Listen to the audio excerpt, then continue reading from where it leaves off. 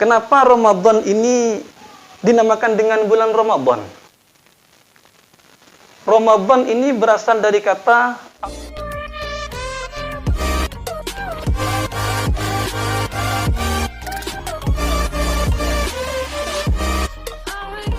Assalamualaikum warahmatullahi wabarakatuh. Bismillahirrahmanirrahim. Alhamdulillah hamdan yablughu ridha. Wa sallallahu ala asyrafi man ijtabah wa ala man sahabahu wa wala wa sallim tasliman la yudraku muntaha. Wa ba'da, para pemirsa channel Arfi 99 yang dirahmati Allah. Puji syukur kehadirat Allah Subhanahu wa taala selalu kita panjatkan, karena sampai detik ini kita oleh Allah masih ditakdirkan untuk bisa melaksanakan ibadah puasa. Karena sampai detik ini pula kita oleh Allah masih diberi kesempatan untuk beribadah, untuk hidup di bulan yang penuh dengan maghfirah, di bulan yang penuh dengan rahmah, di bulan yang penuh dengan berkah ini. Patut kiranya sangat-sangat untuk kita syukuri, karena tidak ada jaminan tahun depan kita bisa melaksanakan kembali ibadah puasa, kita bisa hidup kembali di bulan yang penuh dengan maghfirah, di bulan yang penuh dengan rahmah ini. Para pemirsa channel Arfi 99 yang dirahmati Allah. Allah Subhanahu wa taala berfirman dalam surah Al-Baqarah, A'udzu billahi minasyaitonir rajim. Ya ayyuhalladzina amanu kutiba 'alaikumus shiyam kama kutiba 'alal ladzina min qablikum la'allakum tattaqun. Firman Allah, wahai orang-orang yang beriman, diwajibkan atas kalian semua berpuasa di bulan Ramadan sebagaimana diwajibkan kepada umat-umat sebelum kalian semua, la'allakum tattaqun, agar supaya kalian menjadi orang-orang yang bertakwa. Kita berpuasa di bulan Ramadan pada tahun kali ini sudah memasuki hari ke-8. Mudah-mudahan Allah bisa memberikan kekuatan kepada kita, baik kekuatan iman, kekuatan zahir, kekuatan batin, diberikan kesehatan zahiran wa batinan untuk terus bisa menyelesaikan ibadah di bulan Ramadan ini, berpuasa di bulan Ramadan ini sampai dengan selesai. Para pemirsa channel Arfi 99 yang dimuliakan Allah, bulan puasa atau ibadah berpuasa, ibadah puasa ini diwajibkan oleh Allah Subhanahu wa taala pada bulan Sya'ban. 2 tahun setelah hijrahnya Nabi bersama sahabat dari kota Mekkah menuju kota Madinah. Pasca hijrahnya Nabi 2 tahun pada bulan Sya'ban, ibadah puasa di bulan Ramadan ini diwajibkan oleh Allah Subhanahu wa taala. Ini artinya bahwa ibadah puasa ini disyariatkan oleh Allah Subhanahu wa taala 15 tahun setelah Islam diproklamirkan. Ibadah puasa disyariatkan, diwajibkan kepada umat Muhammad ini setelah 15 tahun munculnya Islam. 15 tahun setelah Islam diumumkan, setelah Islam diproklamasikan. Kenapa pertanyaannya sekarang, ibadah puasa di bulan Ramadan ini kok tidak disyariatkan di awal-awal kemunculan Islam? Kenapa ibadah puasa ini tidak diwajibkan oleh Allah kepada umat Muhammad di awal-awal lahirnya Islam? Untuk menjawab pertanyaan ini, ada 2 alasan yang mendasar, ada 2 alasan kuat yang menjadi jawaban akan pertanyaan ini. Pertama, karena memang penguatan akidah, penggemblengan akidah ini menjadi prioritas utama dalam misi dakwah di awal munculnya Islam atau di awal-awal lahirnya Islam. Akidah dikuatkan terlebih dahulu, akidah atau penguatan akidah ini menjadi prioritas utama. Karena kalau orang akidahnya sudah kuat, akidahnya sudah kokoh, akidahnya sudah mapan, maka ketika syariat memberikan perintah, dia gampang untuk menerimanya, dia gampang untuk menjalankannya dengan keikhlasan dan ketundukan kepada Allah Subhanahu wa taala. Berbeda ceritanya ketika akidahnya masih rapuh, akidahnya masih tidak kuat, akidahnya masih tidak kokoh. Syariat Islam mengajarkan kepadanya bukan malah diikuti perintahnya, bahkan bisa jadi ditentang atau mungkin ditolak apa yang menjadi perintah dari syariat itu sendiri. Oleh karenanya puasa di bulan Ramadan ini disyariatkan tidak di awal-awal lahirnya Islam. Itu alasan pertama. Ini terbukti dengan perbedaan-perbedaan yang kita temukan di antara kedua surah Makkiyah dan surah-surah Madaniyah, atau ayat-ayat atau surat-surat yang turun di kota Mekah dan yang turun di kota Madinah. Ini keduanya memiliki perbedaan yang mencolok, memiliki karakteristik yang berbeda, yang antara satu sama lain tidak sama. Kita tahu di dalam Manahilul Irfan fi Ulumil Quran, Imam Az-Zurqani itu menginventarisir perbedaan karakter di antara kedua ayat Makkiyah dan ayat-ayat Madaniyah. Perbedaan di antara ayat-ayat atau surat-surat yang diturunkan di kota Mekah dengan surat-surat yang turun di kota Madinah oleh Imam Az-Zurqani dalam Manahilul Irfan fi Ulumil Quran ini diinventarisir.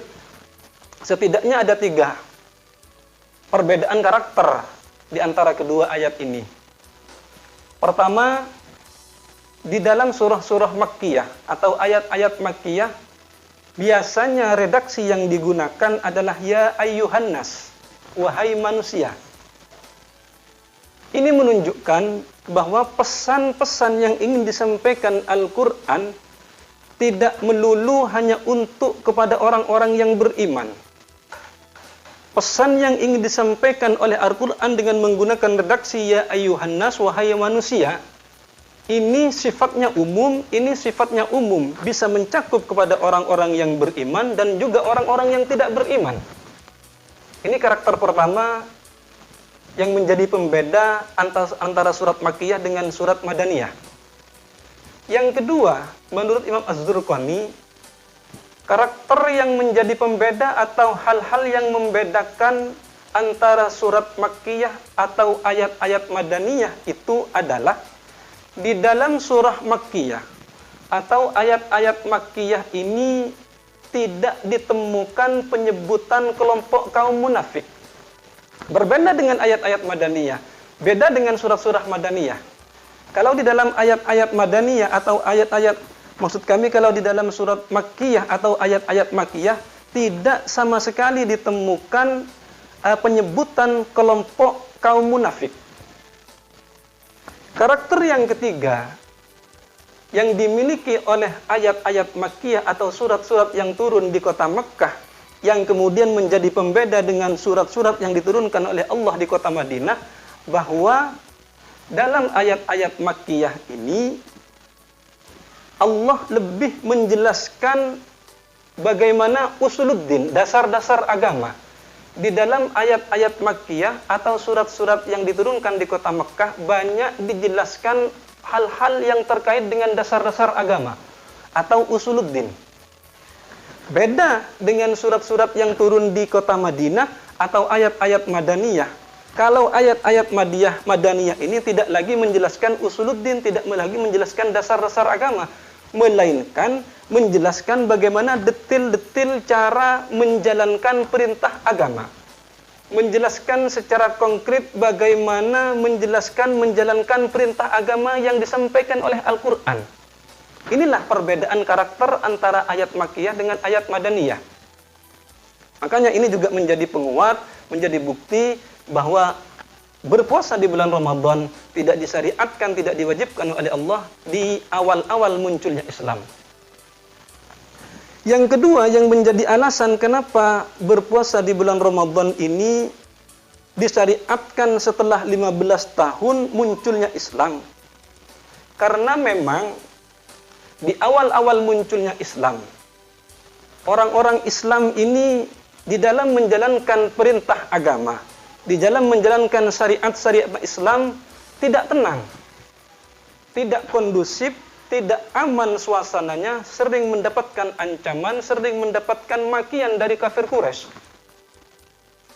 Ini baru ditemukan rasa aman, rasa tenang, rasa tidak ada kekhawatiran, tidak ada ancaman, tidak ada pembunuhan atau mungkin yang lain yang timbul dari kafir Quraisy baru ditemukan dan dirasakan oleh orang-orang Islam setelah mereka hijrah ke kota Madinah. Ini dua alasan yang menjadi dasar kenapa puasa di bulan Ramadan ini disyariatkan oleh Allah setelah 15 tahun. Artinya tidak di awal-awal munculnya Islam. Disyariatkan oleh Allah 2 tahun setelah hijrahnya Nabi di bulan Sya'ban. Ini alasannya, alasan yang kuat yang ditemukan di dalam kitab-kitab salaf seperti itu. Maka kemudian kenapa bulan Ramadan yang dipilih oleh Allah untuk menjalankan ritual ibadah puasa ini? Kok tidak bulan-bulan yang lain? Ada apa dengan Ramadan? Apakah ada keistimewaan di dalam Ramadan yang tidak dimiliki oleh bulan-bulan yang lain di selain Ramadan? Ternyata orang-orang Arab atau bangsa-bangsa Arab ini di dalam memberikan nama kepada sebuah bulan ini selalu mengaitkan dengan fenomena atau kejadian-kejadian tertentu. Orang-orang Arab memiliki kebiasaan untuk memberikan sebuah nama pada bulan tertentu, ini selalu mengaitkan dengan fenomena atau kejadian-kejadian tertentu. Salah satu contoh, bulan Syawal. Syawal ini berasal dari kata syaulan atau syaul. Artinya dalam bahasa Indonesia adalah mengangkat. Lah kenapa bulan Syawal ini dinamakan dengan Syawal yang memiliki arti mengangkat? Karena pada bulan tersebut secara umum unta-unta yang dimiliki oleh orang-orang Arab memasuki masa perkawinan. Ketika sudah masuk masa perkawinan, maka kebiasaan unta yang dimiliki oleh orang-orang Arab ini di bulan atau masa-masa perkawinan itu mengangkat ekornya. Sehingga karena momen itu, karena fenomena mengangkatnya unta ekornya pada bulan tersebut, sehingga orang Arab memberikan nama pada bulan tersebut dengan bulan Syawal yang memiliki arti banyak mengangkatnya.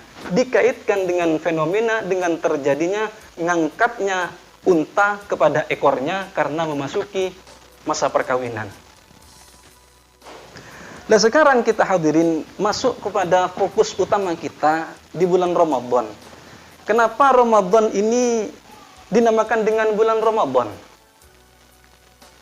Ramadan ini berasal dari kata ar-ramadu war-ramdanu yang memiliki arti sangat panas. Karena bulan Ramadan ini diambil oleh orang Arab pada masa waktu itu, pada bulan itu, cuaca di Arab ini sedang berada pada puncak panasnya. Sehingga nama Ramadan ini diambil oleh orang Arab, dijadikan nama sebuah bulan, yakni bulan Ramadan, karena memang pada waktu itu, pada masa itu, suasananya, cuaca di Arab memiliki atau masuk pada puncaknya musim panas. Sehingga dinamakanlah Ramadan yang berasal dari kata Ramadu war-ramdanu. Dan sekarang pertanyaannya hadirin para pemirsa, apa keistimewaannya bulan Ramadan ini? Sehingga Allah memilih, mewajibkan berpuasa kepada hambanya manusia ini di bulan Ramadan. Keistimewaan apa yang terkandung di dalamnya? Ada apa dengan Ramadan ini? bahwa Islam ini adalah agama yang memiliki aturan yang sifatnya sumramba. Islam adalah sebuah agama yang memiliki desain dan formulasinya yang bisa mencakup dan merangkul semua aspek atau semua kalangan, semua elemen kelompok, semua elemen bangsa. Islam ini memiliki aturan tidak hanya tertentu kepada kelompok-kelompok tertentu. Tidak hanya untuk digunakan dan diamalkan ajaran Islam ini oleh bangsa-bangsa tertentu, melainkan ajaran Islam ini sifatnya universal. Oleh karenanya demikian, maka Islam ini harus menentukan bulan mana diwajibkannya untuk berpuasa. Kenapa harus ada penentu? Oh, bulan ini yang harus diwajibkan, di bulan ini yang harus diwajibkan untuk menjalankan ibadah puasa. Karena kalau tidak ditentukan bulannya, maka semua orang, semua individu akan memiliki alasan masing-masing. Kenapa tidak berpuasa? Oh, saya akan berpuasa di bulan depan. Kenapa tidak berpuasa? Maka saya akan berpuasa di bulan depan. Sehingga perintah puasa tidak bisa dijalankan karena tidak ada penentuan bulan kapan ibadah puasa itu diwajibkan, di bulan apa baru dilaksanakan. Sehingga karena hal-hal yang demikian ini menurut Imam Ad-Dahlawi, bahwa paling tidak bulan itu memiliki keterkaitan secara kuat, keterkaitan yang kuat dengan ibadah puasa. Bulan yang menjadi sumber pedoman Nabi Muhammad SAW. Bulan yang dimana di dalamnya diturunkannya Al-Quran. Bulan yang dimana di dalamnya diperkirakan turunnya Lailatul Qadar. Oleh karenanya menurut Imam Ad-Dahlawi, bulan yang semuanya ini bisa mencakup yaitu bulan Ramadan. Di dalam Ramadan ini Al-Quran diturunkan sebagai sumber pedoman umat manusia. Bulan Ramadan ini ada keterkaitannya dengan ibadah puasa. Bulan Ramadan ini Al-Quran diturunkan. Di bulan Ramadan ini Lailatul Qadar diturunkan. Sehingga menurut Imam Ad-Dahlawi sangat pantas kalau Ramadan ini dijadikan bulan sebagai pelaksanaan ibadah puasa atau wajibnya berpuasa di bulan Ramadan.